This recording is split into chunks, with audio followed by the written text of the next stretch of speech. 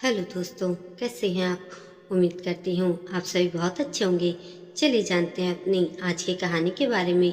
देव जब स्कूल से आया तो देखा कि माँ आराम कर रही थी और किचन में कोई और है जो काम में लगी हुई है। देव पूछने लगा, माँ रसोई में कौन है। बहू आ गई है बेटा। वही है और कौन होगा। माँ ने कहा, अच्छा तो आ गई महारानी। क्यों, मैके में तो बहुत अमीरी है, सोने का निवाला है, तो उसे छोड़कर इस गरीब खाने में फिर क्या करने चली आई हैं। फिर से हमें नीचा दिखाने के लिए। माँ से कह दो कि हम जैसे भी हैं पर इन लोगों से बेहतर हैं। कोई भी अपमान अब हम बर्दाश्त नहीं करेंगे। और हाँ, अगर प्यार से रहना नहीं आता तो चली जाए अपने घर वापस। आशा रसोई में सब सुन रही थी, लेकिन सासू माँ भी थी, इसलिए देव से बाद में माफ़ी मांग लूंगी जब दोनों अकेले में होंगे, ये सोचकर चुप रही। फिर बाहर आकर बोली, आप मुंह हाथ धो लीजिए, मैं आपके लिए चाय लाती हूँ। अरे आप क्यों तकलीफ करेंगी महारानी जी, माँ बना देगी मेरी, आप तो आराम करिए। देव ताना मारते हुए बोला। तब माँ अंदर से ही आवाज लगाई, चुप कर, झगड़ा तो ही शुरू करता है, बहू ही सब करेगी, मैं कब तक घर संभालूं। तब देव हाथ मुंह धोकर अपने कमरे में चला जाता है। आशा गर्म चाय लेकर कमरे में आती है और आंखों में आंसू लिए कहती है, मुझे माफ नहीं करोगे क्या। उसकी बातें सुनकर देव कहता है, आज सूरज किधर से निकला है। आशा कहती है कि मुझे मेरी गलती का एहसास हो चुका है, मैं जान चुकी हूँ कि शादी के बाद लड़की का मायका कभी अपना नहीं होता, चाहे कितनी भी अमीरी हो। मुझे माफ कर दो, फिर ऐसा नहीं होगा। और वो देव के पैरों में गिर जाती है। अरे ये क्या कर रही हो, उठो, कहते हुए देव उसे उठाता है। सुनो आशा, मैं तुम्हें कभी भी परेशान नहीं दे सकता, ना ही दुखी, पर तुमने बहुत बड़ी गलती की तो मुझसे वह सहन नहीं हुआ। यहाँ बैठो आराम से, कहते हुए वह उसे बिस्तर पर बैठाता है।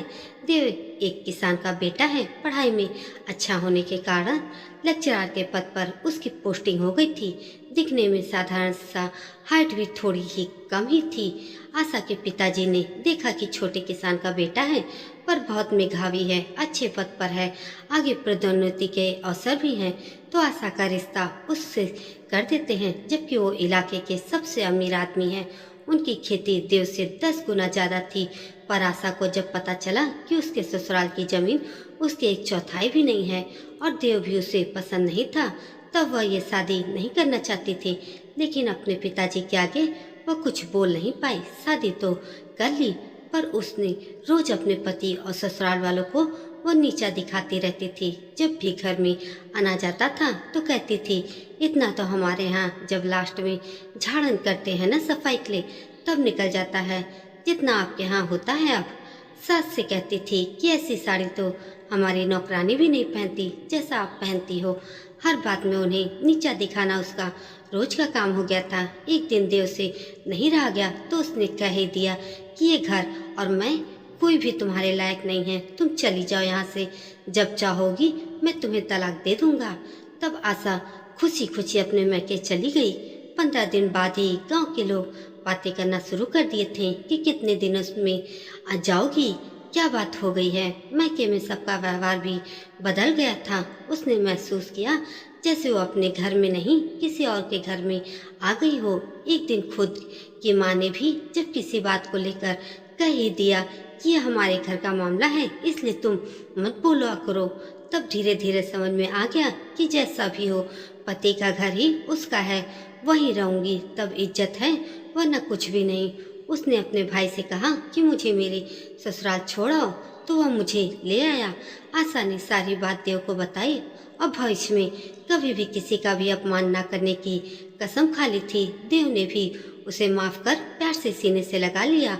दोस्तों, मैं बस इतना कहना चाहूँगी कि हर एक महिला को अपने मायके पर नाज होना चाहिए, न कि घमंड।